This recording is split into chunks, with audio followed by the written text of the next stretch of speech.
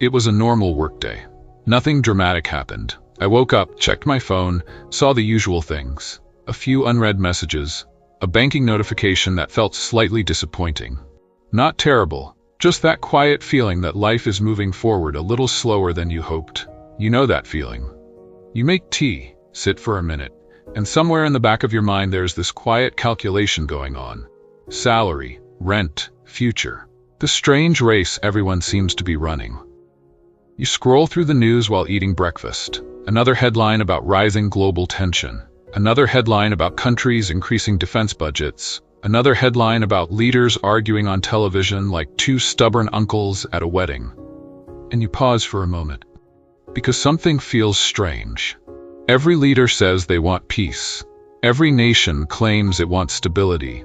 Every speech is about cooperation and prosperity, and yet, history keeps repeating itself. Nations grow powerful. They accumulate wealth. They build influence. Their flags fly higher. Their leaders speak louder. Then one day something shifts. Suddenly the tone becomes sharper. Pride becomes louder. Fear becomes louder too. And before anyone fully understands what happened, the world is once again talking about conflict. You see it today if you watch the news long enough. Tension between the United States and China. The long shadow of the conflict between Russia and Ukraine. Tension between the United States, Iran, and Israel. Arguments over trade routes. Military exercises. Strategic alliances forming like groups in a school playground. Everyone says they want peace, but everyone keeps preparing for war. And a strange thought appears. Why does this keep happening? Why do powerful nations seem to drift toward conflict even when they know the cost? This question bothered me once late at night. I was reading a little philosophy. Nothing too serious. Just one of those nights when curiosity refuses to sleep. And there was this old thinker sitting quietly in the background of history. A man who lived 200 years ago. Arthur Schopenhauer. Now, he was not exactly a cheerful fellow. If you had met him at a dinner party, you might have quietly moved your chair a little farther away. But sometimes the people who see the darker parts of life also see the clearer patterns. He had this idea. He believed that behind all human behavior there is something simple. Not logic, not reason, not morality, something much more primitive. He called it the will, not willpower in the motivational poster sense. More like a restless force inside every living being, a constant urge pushing us forward, to want more, to become more, to prove something, to dominate when possible. And once you see this idea, it becomes strangely difficult to unsee. Look at everyday life. Someone gets a promotion. They feel good for 2 weeks. Then they want a bigger promotion. Someone buys a new car. For a while they feel proud. Then their neighbor buys a slightly better one. The mind becomes restless again. The will keeps pushing, wanting, comparing, climbing. It never fully relaxes. Now imagine this same psychology inside a nation. A country becomes economically powerful. Its influence grows. Its leaders begin to feel proud. Its citizens begin to feel proud too. You hear new words appear in speeches. Strength, destiny, leadership of the world. At first it feels inspiring, but pride has a strange cousin. Fear. The stronger you become, the more you worry about losing that strength. The larger your power becomes, the more sensitive you become to threats. A small disagreement suddenly feels like an insult. A trade dispute begins to feel like disrespect. A military exercise by another nation begins to look suspicious. And slowly, the collective ego of a nation begins to behave like the ego of a person. Sensitive, defensive, restless. A friend of mine once told me a funny story. He worked in an office where 2 managers competed for authority. Nothing serious at first. Just small things. One would schedule meetings earlier. The other would arrive 5 minutes earlier to show dominance. One would present a new idea. The other would present a slightly bigger idea the next week. After 6 months, the entire department was tense. Nobody understood why. Nothing terrible had happened. Just 2 egos quietly expanding in the same room. It sounds like a comedy. But the same pattern appears in global politics. 2 powerful nations rise, their influence grows, their ambitions grow too. Neither wants to appear weak, neither wants to step back first. So the tension grows quietly. You see glimpses of this today. Economic rivalries, competition over technology, military posturing in oceans far away from ordinary people who just want to go to work and come home peacefully. And sometimes the situation becomes absurd in a darkly humorous way. I once watched a news debate where two analysts argued for 20 minutes about naval presence in a remote sea where probably only fish were paying attention. Meanwhile, the rest of us were just wondering why groceries were becoming expensive. But this is the strange thing about collective ego. It creates stories about honor, security, national pride, stories powerful enough to move millions of people emotionally. And once those stories begin circulating, the will of the nation becomes restless. It wants recognition, it wants dominance, it wants reassurance that it matters.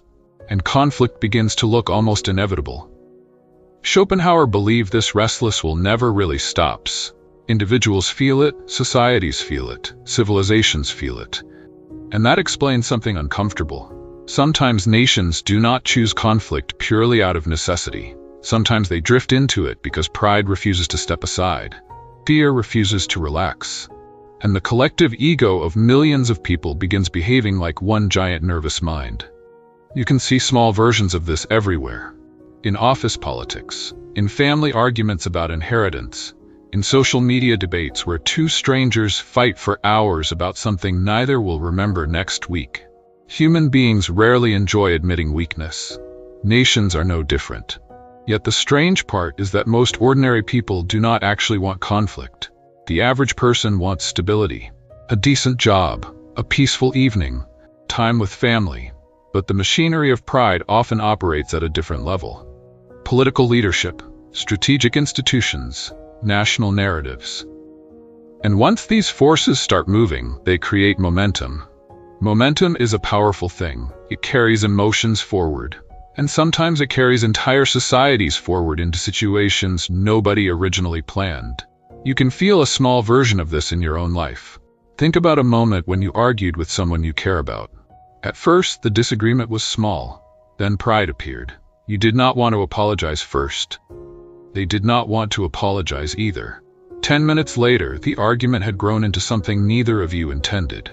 The will wanted victory, not peace. Now scale that emotional pattern to millions of people sharing the same national identity. Suddenly, the pattern becomes easier to understand. A powerful nation often believes it must prove its strength. It must defend its reputation. It must assert its place in the world. And in that moment, the quiet voice of caution sometimes becomes difficult to hear. But here's the interesting twist. Schopenhauer also believed something else. He believed that awareness of this restless will can actually soften its power, not eliminate it completely, but soften it. When you see the pattern clearly, you become less controlled by it. You notice your own pride rising. You pause. You notice your fear reacting. You pause again. You realize that the urge to dominate is often just a mask for insecurity. This awareness creates space in individuals, and sometimes in societies too. Some of the most stable periods in history appeared when nations learned a difficult lesson. Power does not always need to be displayed. Sometimes restraint is the deeper strength. Sometimes stepping back is not weakness. It is wisdom. This is not an easy lesson. Even on a personal level, it takes years to learn. But imagine if more leaders and more citizens understood this simple psychological truth. The will inside us always wants more respect, more security, more influence. But when that desire becomes too intense, it begins to create the very dangers it fears. Like a person gripping something so tightly that it eventually breaks. So what can we actually do with this insight? Not as philosophers sitting in a library, but as ordinary people living ordinary lives. The first thing is something surprisingly simple. Become aware of how easily pride sneaks into our own decisions, in small daily interactions, at work, in relationships, when someone criticizes us, when someone disagrees with us. That moment when the ego whispers, "Do not step back, do not lose." If we can notice that voice quietly rising inside our own mind, we begin to understand the larger forces shaping the world, and that awareness makes us calmer. The second thing is to develop a strange kind of strength. The strength to not react immediately, to let the emotional wave pass before responding. This applies to personal life, but it also applies to collective thinking. A society that values reflection over reaction is less likely to rush toward destructive decisions. And the third thing might be the most unexpected. Humor. Yes, humor. When people learn to laugh gently at their own pride, the grip of the will loosens a little. The ego hates laughter. It thrives on seriousness. I once heard someone say that many conflicts could be avoided if leaders occasionally sat together and shared a meal without cameras, speeches, or audiences. Just two human beings remembering that beneath the flags and titles they are still ordinary minds trying to feel secure in a complicated world. Maybe that sounds naive, but sometimes the most practical wisdom sounds naive at first. If you look back at what we talked about tonight, it begins with something very ordinary. A quiet morning, a bank notification, a small worry about the future. From there we noticed how the same restless force that drives personal ambition also drives nations. The urge to grow, the fear of losing, the pride that refuses to step aside. That old philosopher simply observed what many of us quietly feel but rarely articulate. Human beings are not always guided by calm reason. Often we are guided by a deeper current, a restless will seeking recognition, and when that current becomes collective, it can shape the destiny of entire nations. But awareness changes things. When individuals understand their own pride, they become less controlled by it. When societies understand the psychology of power, they become more cautious with it. So perhaps the quiet wisdom hidden in all of this is simple. Power is not the problem. The unconscious use of power is. Ambition is not the problem. Blind ambition is. And peace is not created only through treaties and policies. Sometimes it begins in a quieter place, inside the human mind, where pride learns humility, where fear learns patience, where the will learns that it does not always have to prove itself. Sometimes the strongest position is simply this: to breathe, to pause, and to remember that the same restless force pushing nations toward conflict is the same force pushing us toward endless comparison and struggle in daily life. Understanding it does not solve everything, but it makes the world a little clearer. And sometimes clarity is the beginning of wisdom.